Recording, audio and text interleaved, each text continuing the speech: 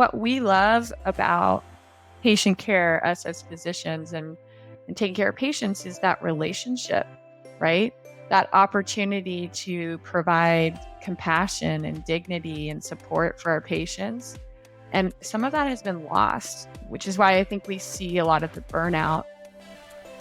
From healthcare IT leaders, you're listening to Leader with John McDaniel sitting in for Ben Hilmes. Our guest today is Dr. Evie Cunningham, Chief of Virtual Care and Digital Health at Providence.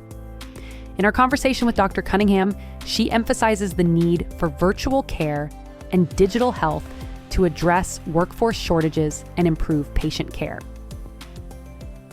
Good morning. Appreciate you taking time to join us. I've got a set of questions, based on your industry knowledge, expertise, and skill sets. I think it's so relevant to have individuals like you talk about what's happening in the industry. And I think one of the first questions I thought about when thinking about it is, I know your title is Chief of Virtual Care and Digital Health at Providence.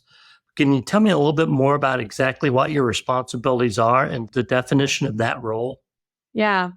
And I would say these are roles that didn't exist, a couple of years ago. So we're all kind of called different things.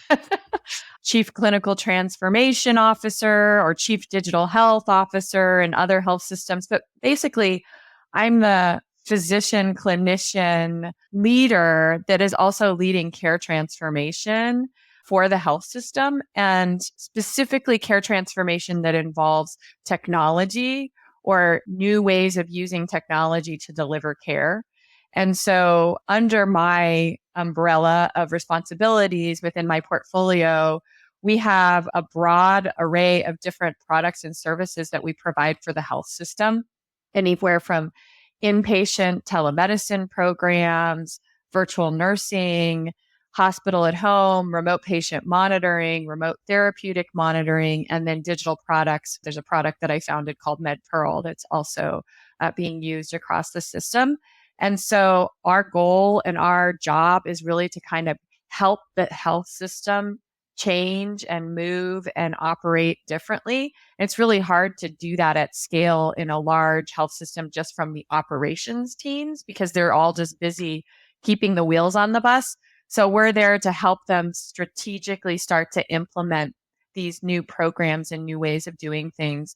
We do a lot of change management. We do a lot of workflow redesign. We do a lot of evaluating different technologies and scouting them, and then really strategizing which programs and services from a strategic perspective make the most sense for us to stand up due to different needs. And we have 3 strategic priorities when we're thinking about our programs: workforce shortage and burnout, hospital throughput and capacity, and care fragmentation. So we really have those 3 challenges that are sort of existential challenges for every health system in mind when we think about, hey, let's bring on a new program like telecardiology and the reason why and how it relates to those strategic priorities. One of the challenges I suspect you have is there's just so many solutions available in that marketplace. As you start to look at how do you make a decision about a particular vendor or solution that you're looking at? Are you looking at making a decision to become a partner? Are you looking at building something out? Are you looking to outsource it, or are you looking to build it from scratch and then from delivery to the end and continuation of supporting it?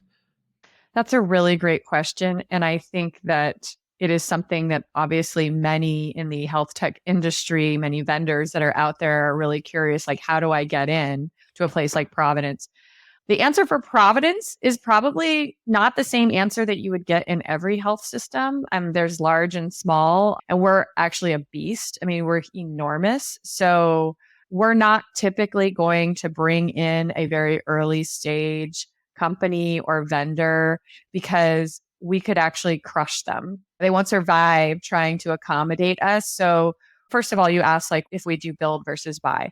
I would say for the most part, we don't want to have to build something if there's a great solution out there that already solves this problem. The issue is that there's a lot of things that still need to be built moving forward, because especially when we talk about AI and things like that, there's just so much new technology on the market that's going to have to develop and morph over time. We try to go with buy or partner initially. That's always our first choice. And then when we think, okay, are we going to actually build this? Providence actually does build products, right? It's a unique health system in that way. Most health systems don't have the resources or the expertise or the background and capability to do that. And building a product is no small thing, having gone through the product development from a prototype to full scale to commercialization. It is not for the lighthearted, and it is a very difficult thing to do. So I would say that we're extremely strategic about building things. We want to make sure that what we're building is something that is a unique innovation that doesn't currently exist in the market. And there just really isn't a solution out there. And then when we talk about partnership, I think that the answer to that has changed a little bit since AI has really started to explode. So historically, I think there was a lot more willingness to do partnerships and things like that. And we still do a lot of partnerships, but there also is a lot of concern, I would say, at the health system level around our data and security and ensuring that who we partner with has a very sound and robust ability to ensure that our patient data is going to be secure. We don't share our patient data to go out into the general LLM world that's out there. Like, we take those things really seriously. So we do have some partners like Microsoft. They're a massive technology company. And so when we talk about partnership, again, if you're a very early stage innovation, it's probably not going to happen at Providence until you've gotten a little bit more validation, experience, growth in the market before we would consider partnership. And so that's kind of the way that we look at it. I've heard you speak a couple of times at some large conferences, and one of the quotes I love hearing you say is the office visit is dead. Can you talk about what you mean by that and kind of what reaction you get from the physicians and colleagues that you work with there at Providence? It should be dead. I mean, I'm a gynecologist, so I'm the first person to admit that there are things that have to be done in person.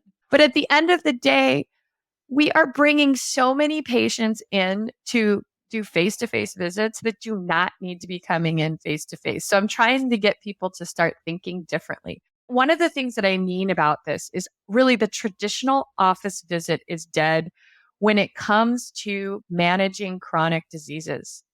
We do not manage chronic diseases well. 78% of patients with heart failure are not within guideline directed medical therapy. That's directly correlated with all cause mortality. 54% of the people over the age of 60 have uncontrolled hypertension, and 50% of patients with type 2 diabetes have a hemoglobin A1C of greater than 7, which is poor control. And we cannot properly manage chronic diseases in the traditional manner where we bring somebody in for a 20-minute visit every 2 to 3 months. We have to manage our patients differently. We're failing our patients. And so when I say the office visit is dead, I'm really bullish on remote patient monitoring, remote therapeutic monitoring, enhanced recovery, digital integration of care journeys. I really think that if we want to do better for our patients and really improve overall health, we have to start thinking about how we start to scale these innovative care models like RPM, hospital at home, and EROS workflows. You're keen on significant investments in the virtual care and digital health space. How does that help address the shortage in the workforce that exists today? Obviously, COVID changed the world. I'll just give some examples. We have some really large scaled inpatient telemedicine programs. So telepsychiatry, we have a 40 hospital telepsychiatry program across 5 states. So on any given day, we have 2 psychiatrists covering 40 hospitals. We know that 65% of non-metro areas in this country do not have a psychiatrist living in the community. So the fact that now I can take these 2 psychiatrists who are covering, stretch them across 5 states, 40 hospitals, to provide inpatient telemedicine consultations in the ERs and things like that.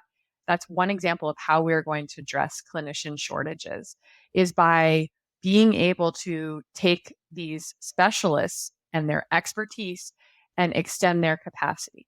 The other way that we're addressing, we have a virtual nursing program because we know there's a shortage of nurses, and our Chief Nursing Officer Sil Trepanier. He's our executive sponsor. We help with staffing some of these nurses through our program and help with the implementations. And that is going to be the way forward with addressing some of the nursing shortages. I expect within 3 to 5 years that every single hospital bed at Providence will have an endpoint for us to beam in virtual nurses, virtual support, virtual specialists. We have 12,000 beds, and I expect every single one of them will have a camera and a screen in it because that's going to be one way that we address the need. We also have digital products. So a MedPearl is a digital assistant and clinical intelligence engine product that we developed at Providence that's designed to support clinicians with point of care, next best actions, and reduce cognitive burden by surfacing relevant patient data in a clinical context. And it's helping to provide supportive technology and upskill our clinicians at the point of care, help them with confidence about what are the right next best things to do for their patient, because we can't consume all the information and data that's in a patient's chart. There's just too much information. So how do we curate that and present it to a clinician in a meaningful way in a clinical context to help supercharge their decision making and improve their efficiency? So these are the types of things that we're going to need to do to address the burnout and the shortages. We also have a big implementation of ambient technology through DAX at Providence as well, and that's been very helpful in providing supportive technology. It's the shortage and it's also retention, right? And productivity. So it's all addressing all of those things. One of the challenges I hear often in the industry is, how do you really identify and manage the gains that you gain from this technology? A lot of people talk about, well, there's productivity gains, but are there other metrics that you're looking at that help you identify better value? And how do you use that to get buy-in from clinicians? Let's start with telemedicine. So for inpatient telemedicine, we know for our teleneurology program, we do close to 20,000 consults a year in that program. And 70% of the time, it's a 90 hospital plus program across 8 states. 70% of the time, we know that we can keep the patient in their community hospital and they don't have to transfer to the big hospital.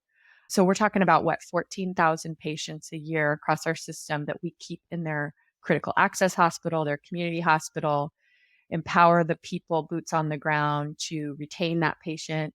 Patient wants to be in their community as well. And so that's like a huge value for the health system from a patient flow and reducing ED boarding perspective. Our telepsychiatry program, 30% of the time when we beam the psychiatrist into the ED when a patient's having a mental health crisis, they're able to get the patient to a place where they can discharge that patient 30% of the time from the ED with a safety plan. And again, we don't have enough hospital beds. We don't have enough behavioral health access. So that's on the telemedicine side. Remote patient monitoring. We've rolled out a remote patient monitoring program with 1,500 plus patients, hopefully 5,000 by the end of this year. For our CHF, congestive heart failure patients, we're seeing 2 to 3x increase in guideline-directed medical therapy. For our hypertension and diabetes cohorts, we're seeing a reduction in average glucose and blood pressure. These are all pieces of our quality metrics across the system. So there's huge value there. And then for MedPearl and for the ambient technology program, we're able to demonstrate improvements in EHR efficiency, improvements in reduction in pajama time or after hours time, improvements in referral values, improvements in level of confidence, reported level of confidence from clinicians who have MedPearl, for example, pre-MedPearl, post-MedPearl. Those are all value drivers, improvement in productivity. So we have very specific KPIs and ROIs that we try to stay true to. I think it's very important to partner with your strategic finance team, because if there are going to be investments in these things, and we want to make sure that we're investing in wellness and burnout and turnover, but we also need to make sure that we can make the math make sense to the health system given the state that everybody's sort of in today, where we're all kind of struggling to make sure that we have a sustainable business model. These things are important for our virtual nursing. It's nursing turnover and the number of travelers and things like that that we have to employ. So agency costs and things like that. So those are the types of things that we're looking at the health system level to ensure that we're getting a return on the investment that we're making in these technologies. One of the questions I often hear from individuals as I travel around the country is, with all this advanced technologies, is how do you get your physicians to change the way they practice? I mean, I hear all things, well, I've learned it this way, I know it works. But as this new technology really becomes available, how do you change behavior? You cannot underestimate the lift on change management. Even though we have MedPearl out there, there's still a bunch of clinicians that don't know about it or don't realize it's there. DAX is available to me and I still see patients. I'm like, okay, I'm going to do it next week. Now with the DAX Copilot and DAX Express, it's like a really easy lift to onboard. It's very, very hard to get clinicians to change. And so I wouldn't say I know the secret sauce, but at least we've been able to have some success with some of our approaches. So I'll just kind of give a little bit of a breakdown of some of our playbook. You've got to make sure you have executive sponsorship, right, from the top. And you got to make sure you have clinical sponsorship at the bottom. You got to make sure that you've got really well mapped out ROIs and KPIs. You want to make sure that you build out sort of a champions model to begin with. Go to the path of least resistance, right? First, where there's enthusiasm and interest, and then cultivate in that area and make sure that you've got those ROI, KPI, like value levers to measure, because clinicians want data. So they want to know that this thing is actually going to make their life better, except for the ones who are usually the earliest adopters. They're like, I'll try whatever, go after those people, but then measure that impact. And then have a very strategic communication campaign about how you're going to share that information and the progress that you're making. For a lot of these projects, we have like a steerco or an executive steerco where we have executive sponsor, the clinical champions, where we come together and we have a cadence to make sure that we're following along and continuing to have that support and engagement. I know there's talk about, is it pilot or pioneer program or whatever it is you call it. I like the word pioneer. It's better than pilot. At the end of the day, you want to make sure that you have an endpoint, right? We're going to do a no, go, or go. You do not want to be in this perpetual pilot stage. So one of the other things that's super important is that if it's going to require IT to do some type of an integration, a lot of times these pilots or pioneer programs don't have integration. You need to make sure that they're on board and that they can stick this into their strategic roadmap, because otherwise you're going to end up getting really delayed.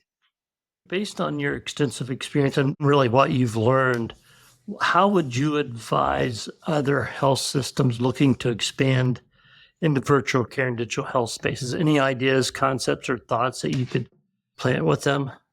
I think that you need to be strategic because everybody's going to have limited resources, and you probably want to go after things that are easier to stand up first versus harder. So just an example, we have a hospital at home. We've been in the hospital at home business for now 3 years. It is a very difficult, challenging, logistically, operationally complex thing to stand up. And I'm not saying it's not the right thing, because actually, if we don't do this now in 2030, we're probably going to be in trouble. But let maybe the big health systems that are doing this kind of get their arms around how to do it and make it scalable. So if you're a small or medium-sized hospital, that might not be where you want to start, right? And then the other thing I would say is there are lots of opportunities to partner where your partner can bear some of the risk, some of the investment required to get some of these things stood up. Like a health system, partners are really looking to get, vendors are really looking to get in to health systems and to get access. Obviously, be careful about your data and your security and things like that. But if you find the right partner, they should have skin in the game too. And they will. If you find the right one, they will invest in you as a health system. So you don't have to feel like you have to do everything yourself just think strategically about how you structure that, because I think there are a lot of opportunities for partnership with some of these health tech companies or virtual care companies out there. There are a number of business models out there today around reimbursement. How do you see virtual care evolving and what advocacy is needed to really support that transformation? So obviously, we're fee for service, value based care. There's all these components of business models that are reimbursable, but what really funds this ongoing process? That's a really great question. A month and a half ago, I testified on Capitol Hill to advocate for continued telehealth reimbursement or permanency in telehealth reimbursement, because we actually are at risk of going back to pre-COVID days if Congress doesn't act. I think they will act. It appeared to be a very bipartisan issue, but the question is in what capacity. So if they decide to reimburse at a lower rate, I think they are going to be sorely disappointed with what they get as a result, because there is no lack of patients. In fact, we are overwhelmed with patients. Physicians are overwhelmed, and the shortage is so bad and it's getting worse. It's not getting better. So when you tell a physician who already got part of their reimbursement, they had a reimbursement reduction this past year from Medicare because they didn't renew the patch.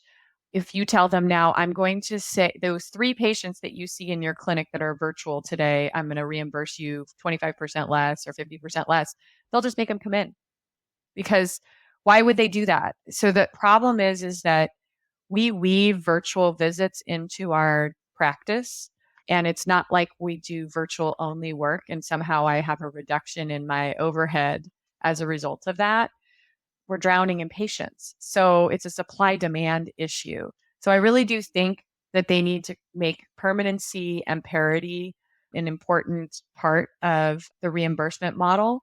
But I will say, now that remote patient monitoring is available and billable, standing up some of these other healthcare, these other innovative care models, I think we're going to see some really great impact on reducing total cost of care. So I know that the concern from Congress around reimbursement for telehealth is that it's going to drive up costs, but I actually think we're going to see the opposite if we really take the time to study it and evaluate it, because I think at the end of the day, we can better care for our patients and reduce costs. So for example, reducing unnecessary transfers for our telestroke program, discharging the patients from the ER for our telepsychiatry program, reducing days on the vent for our tele ICU programs. Like, those things all lower total cost of care. And then for remote patient monitoring, reducing readmissions, reducing EMS calls, reducing ED visits.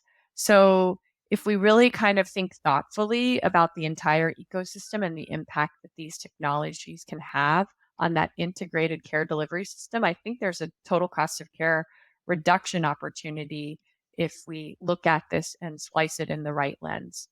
You mentioned early in our conversation that you were trained and worked as an OBGYN.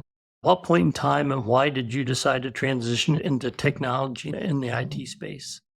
So I actually didn't, I was practicing as an OBGYN, and I actually came up through a non-traditional route. Like most people who go into a role similar to mine can't come up through informatics and come up through healthcare IT. And I actually earned my chops as a physician leader and a chief medical officer over a medical group, over service lines on the strategic hospital strategy side, and clinical operations. And I was leading this very large medical group at Providence, had 350 physicians and advanced practice providers across 25 specialties. We had graduate medical education programs.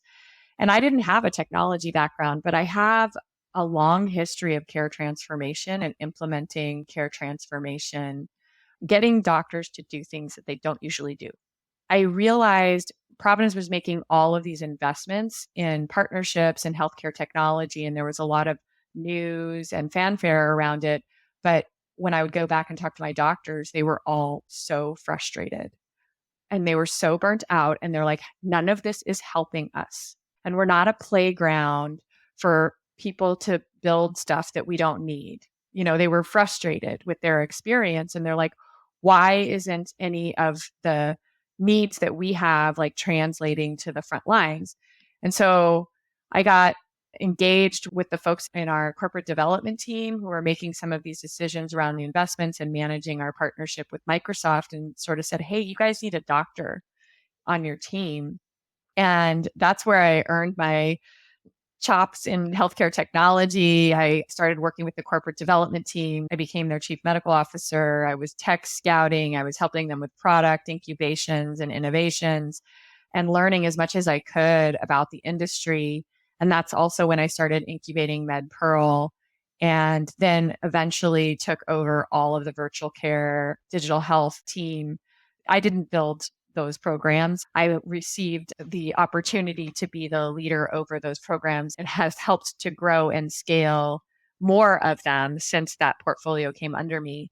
But kind of did a lot of this learning on the job. And I truly believe that technology and informatics is going to be a core competency of being a doctor. And I try to tell the doctors that it's not here's the IT team over there and there's the CMIO and the EHR people, and then there's us. It's like, no, this is part of the way you're going to practice. You're going to have an ecosystem of different technologies that you need to be comfortable with and different workflows that integrate those technologies, because it's going to be, part of the daily fabric of our practice. And so I encourage the clinicians to really engage and learn as much as they can and not be afraid of it, because it's not that hard. I mean, technology wasn't part of my role 3 years ago, and now here I am, and we can all learn these skills. How would you describe your leadership style? And what are certain traits or beliefs that you kind of lean into as a leader? I would say that my leadership style is authentic leadership. Not to say that I don't sugarcoat things, but I'm pretty straightforward. I kind of say it how it is. I think that's sort of my brand and my reputation, is that I'm just like, hey, let's just like get it out there.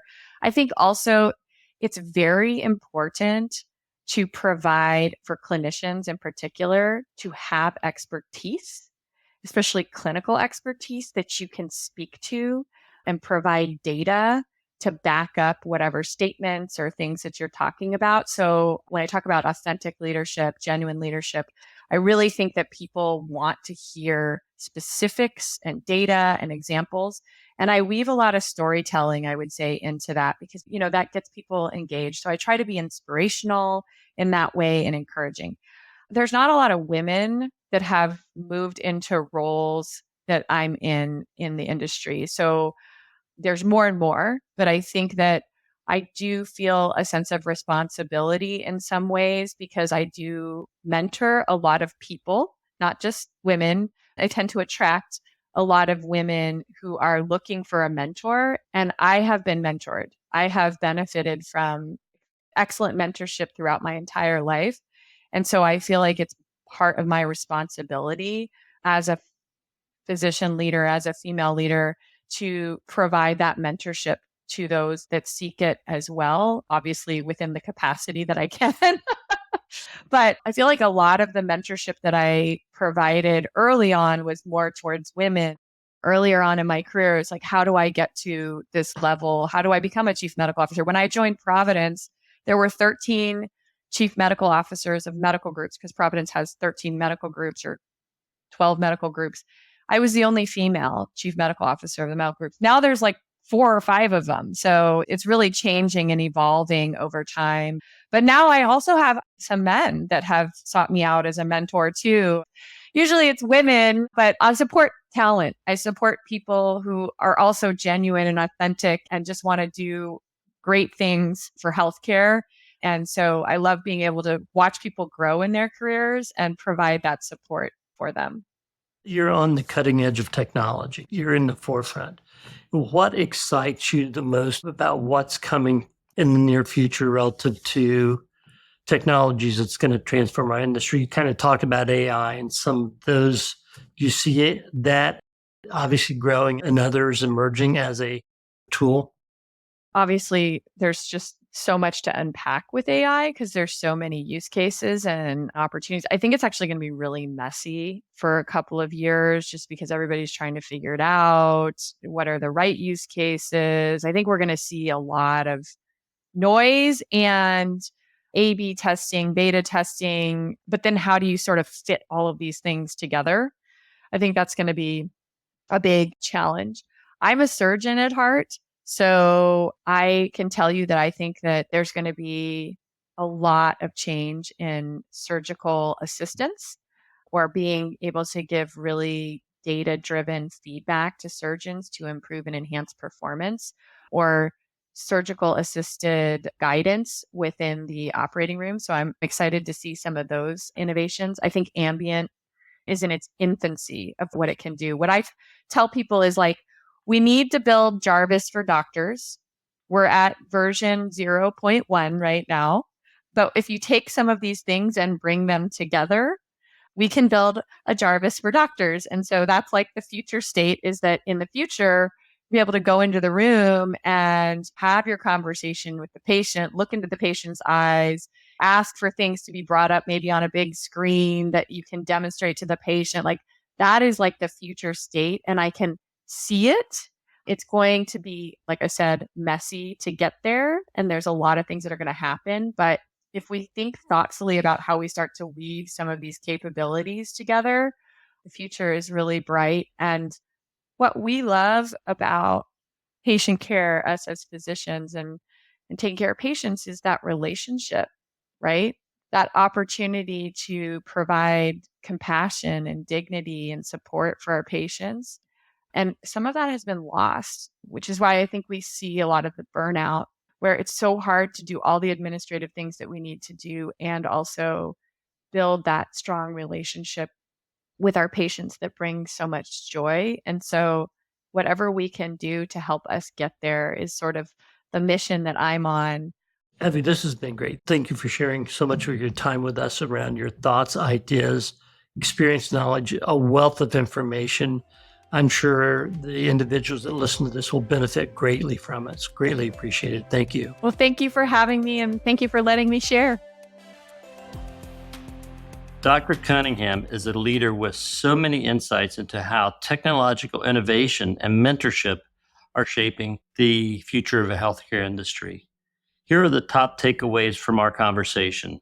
1, telemedicine and remote patient monitoring continue to offer major upsides for large health systems like Providence. Embracing telehealth means reducing overall cost of care and improving patient outcomes. 2, it's difficult to get clinicians to adopt new technologies. You need executive sponsorship from the top and clinical sponsorship from the bottom in order to be successful. 3, mentorship is vital in healthcare IT, particularly for women. Dr. Cunningham purposefully uses her platforms to help mentor and cultivate the leaders of tomorrow. So what did you think? What were your big takeaways from this episode? I'd love to hear from you on our social media channels, or drop me an email from our website at healthcareitleaders.com. Thanks for joining us for Leader to Leader. To learn more about how to fuel your own personal leadership journey through the healthcare industry, visit healthcareitleaders.com.